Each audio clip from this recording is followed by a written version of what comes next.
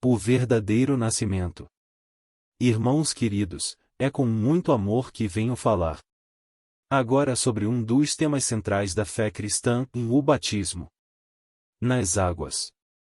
Infelizmente algumas pessoas estão sendo batizadas nas águas sem saber o verdadeiro significado dessa ação. Em geral, são persuadidas e até enganadas com promessas que após o batismo serão transformadas e mudarão para aceitarem a lei de Deus, mas essa não é a verdade. É por isso que muitas pessoas, algum tempo após o batismo, se decepcionam com seus erros, sentem-se fracas e desviam da presença de Deus.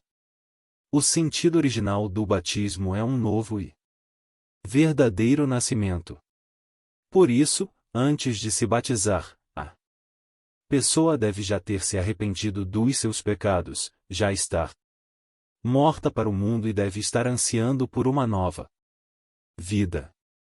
Após isso, a pessoa estaria preparada para se batizar, simbolizando um novo e verdadeiro nascimento para Deus.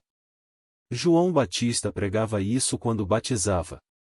Pregava o arrependimento dos pecados e a renúncia das suas práticas e costumes. João dizia às multidões que saíam para serem batizadas por ele, e raça de víboras.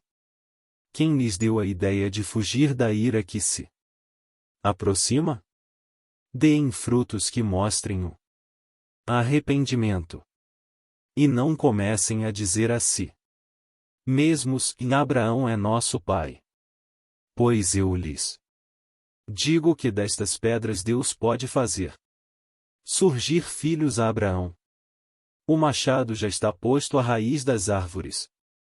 E toda árvore que não der bom fruto será cortada e lançada ao fogo. Lucas 3:7-9.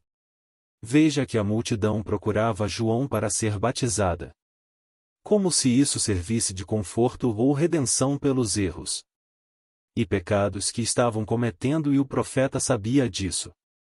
Então João os confrontava, chamando-os de víboras e perguntando de quem foi a ideia de irem se batizar para fugirem da ira que se aproximava. Após o confronto, João Batista explicava o que todas aquelas pessoas deveriam fazer para serem merecedores do batismo, dizendo que todos deveriam dar frutos que demonstrasse o arrependimento. Ou seja, que todos tivessem ações reais que demonstrassem que estavam arrependidos dos seus pecados e tentando mudar.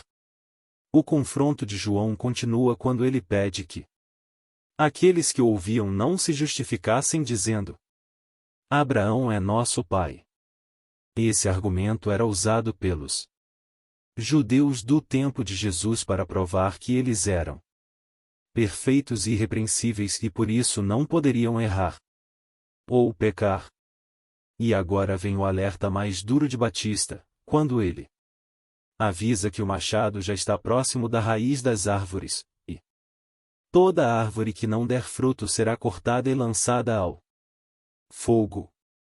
Com essa mensagem, João alertava a todos aqueles que o procuravam para o batismo nas águas que antes de se batizarem deveriam arrepender-se e apresentar provas desse arrependimento. Essas palavras foram fortes aos que o ouviam e surgiram muitos questionamentos. O que devemos fazer então? Perguntavam as multidões. João respondia: quem tem 2 túnicas, reparta-as com quem não tem nenhuma, e quem tem comida faça o mesmo. Alguns publicanos também vieram para serem batizados. Eles perguntaram: Mestre, o que devemos fazer? Ele respondeu: não cobrem nada além do que lhes foi estipulado. Então alguns soldados lhe perguntaram: e nós, o que devemos fazer?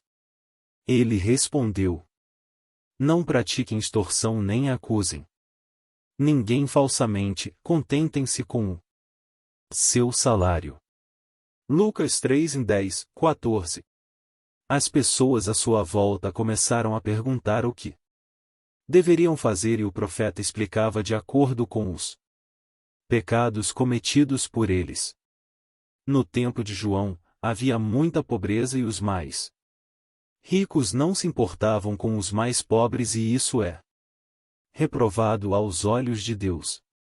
Os cobradores de impostos publicanos costumavam cobrar taxas abusivas, além do que lhe era estipulado, e isso era uma forma de corrupção que também desagrada aos olhos do Pai. Mais que isso, os soldados praticavam essas extorsões e injustiças com acusações falsas, além da violência típica. Que o pecado não venha mais nos dominar. Que aqueles que adulteram, não o façam mais. Que os ladrões e salteadores possam deixar suas práticas pecaminosas. Que 9. Os mentirosos parem de mentir. Que a idolatria e a violência não mais tomem conta de nenhum coração. Agora, querido leitor, se ao ler esse texto você sentiu em seu coração o desejo de mudar muitas coisas em sua vida, eu te convido para o batismo, porque esse é o verdadeiro arrependimento do qual João Batista falava. Te convido a conhecer o verdadeiro nascimento, abandonando os velhos hábitos, costumes, práticas e pensamentos e assim morrendo para o mundo e nascendo verdadeiramente para Cristo Jesus. Se você já se batizou nas águas, mas na época não lhe foi ensinado dessa forma, não tem problema. É importante frisar que não existe prazo para o arrependimento. O começo de todo arrependimento é o coração. As pessoas no mundo têm orgulho dos seus pecados. O homem que adultera tem orgulho em contar aos amigos sobre suas aventuras, o enganador conta vantagens sobre seus golpes e o idólatra expõe suas imagens. Porém, quando nos arrependemos verdadeiramente, temos vergonha do nosso passado e das ações pecaminosas. Não é que nunca mais erramos, mas quando um cristão erra, se envergonha do pecado e sente em seu coração uma dor, um medo e um arrependimento que faz ele ter certeza de que nunca mais vai repetir aquela ação e isso é o verdadeiro arrependimento.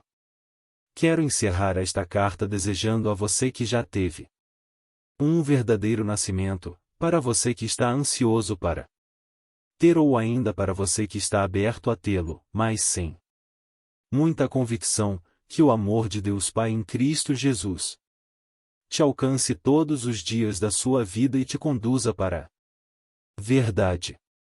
No entanto, quando Filipe lhes pregou as boas novas do reino de Deus e do nome de Jesus Cristo, creram nele, e foram batizados, tanto homens como mulheres. O próprio Simão também creu e foi batizado, e seguia Filipe por toda parte, observando maravilhado os grandes sinais e milagres que eram realizados. Atos 8:12, 13, NVI.